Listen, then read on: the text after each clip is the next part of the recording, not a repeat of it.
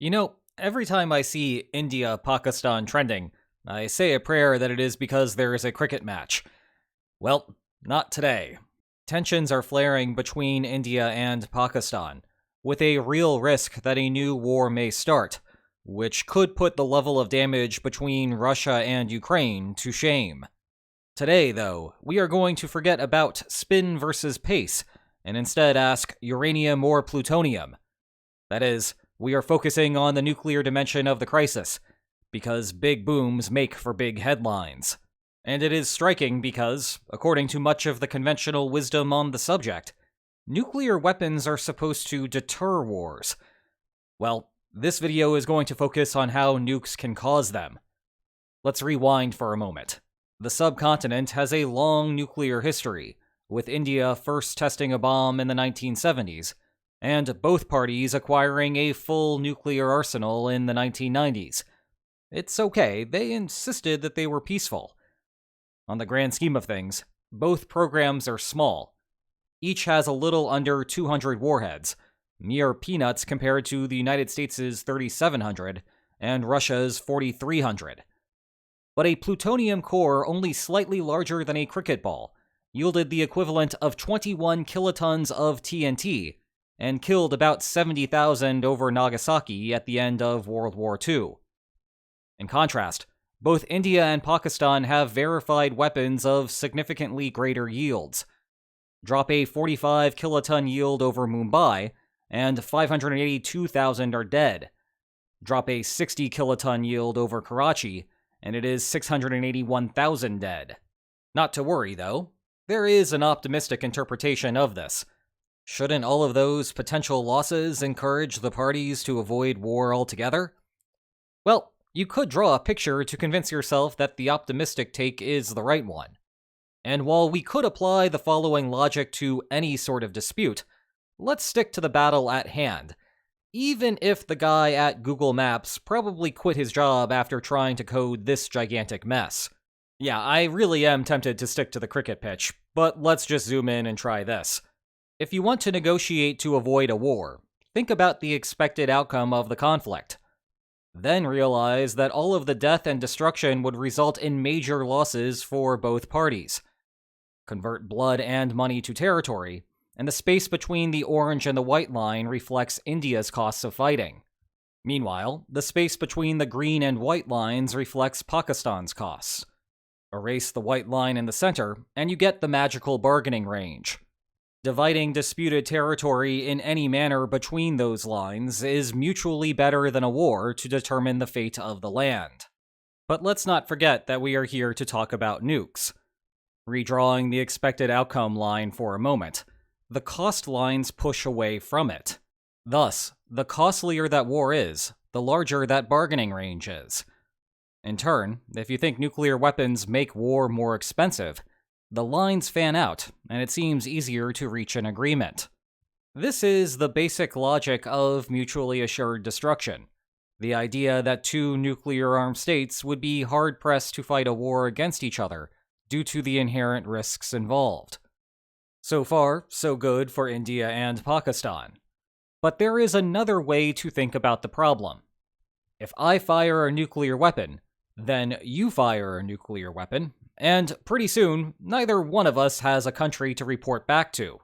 That mutual part of mutually assured destruction makes it difficult to fire off nuclear weapons in all but extreme circumstances.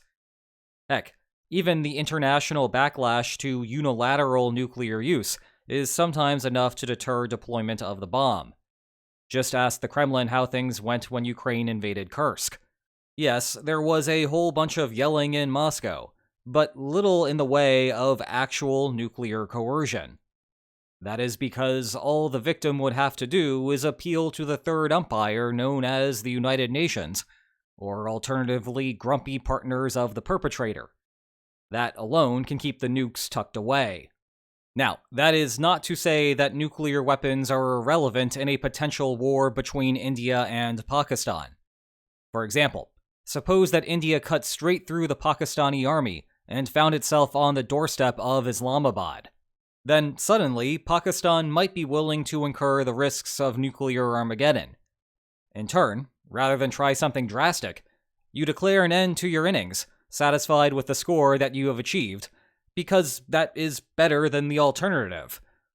Actually, these kinds of limits are the main focus of Matt Furman's other book, the same Matt Furman I interviewed on Lines on Maps Extra about Ukrainian nuclear weapons. Regardless, the generalized point is that nuclear weapons may be less about raising the cost of war, and more about simply making some parts of the chessboard impassable. Sounds good, right? You limit the extent of a war, and we generally do not like huge wars. Well, not so fast. This restriction has a perverse implication regarding the likelihood of war. Imagine that you are the leader of a nuclear-armed country. Your life is pretty awesome. Sure, you have a rivalry with one of your neighbors over a disputed territory way off in the distance, but day-to-day life is pretty great. People want to give you hugs. The hugs are so good that others want to take photos of it. You get to sign some books. There is free and fancy high tea. Someone will drive you around in a golf cart. You get to feed some horses. The list goes on. And life will remain pretty great as long as you are the leader and you have a functioning capital. All you have to do is keep some distance between you and your rival. Well, there is a phrase to describe your disposition: risk aversion. Obviously, you would be happier if you pushed the border out a little bit further. But the value of pushing out the line 1 kilometer is smaller than how much you would lose by having the line recede by a kilometer. Never mind the value of the final kilometer of territory next to your capital. It turns out that risk aversion discouraged you from fighting wars. You would still be willing to stand up for yourself, of course, but fighting for that final kilometer of enemy-held land is not worth much. Well, let's tie this back to nuclear weapons. The bomb is an insurance policy. Even if you fight and things go horribly wrong, the conquering army will take one look at your capital and say, no thanks. No need to let the chase go all the way to the death. Rather, the opponent will be happy with the gains that it has made, and not risk starting a nuclear crisis. Sometimes you need to stop trying to hit a 6 and settle for a single instead. But think about the implication here. Nuclear weapons insulate the leader from the worst possible outcome, and that perversely makes them more inclined to fight. Of course, from the other side's perspective, it also takes away the potential payoff for Pakistan plundering the Indian capital. But India values New Delhi more than Pakistan, so the net effect is a greater risk of war. And to make matters worse, Pakistan also has nuclear weapons, so Islamabad is also feeling that same insurance effect. Thus, if you think that the primary effect of nuclear weapons is to shrink the pitch, and not to cause a general increase in the cost of war, then the net result is a higher probability of conflict, with the silver lining that the conflict will not be as large.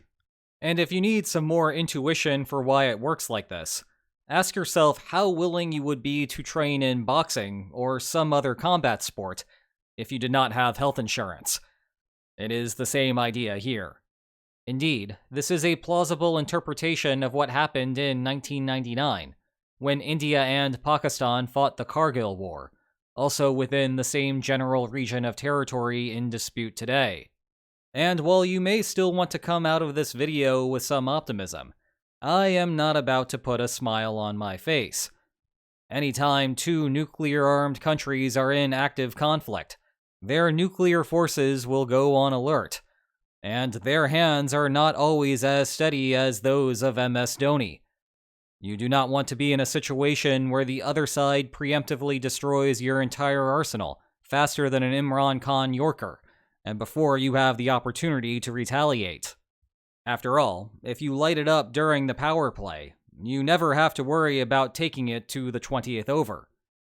But with that comes the risk of an accidental nuclear launch, and the risk there increases as the length of this looks more like a test match and less like a T20. So, yes, the scope of the strategically well-thought-out conflict is smaller, but we may still inadvertently get into much bigger trouble. If you want to learn more about nuclear strategy, check out that aforementioned interview with Matt Furman over on Lines on Maps Extra. He's the political science equivalent of an impact player. And if you enjoyed today's video, please like, share, and subscribe, and I will see you next time. Take care.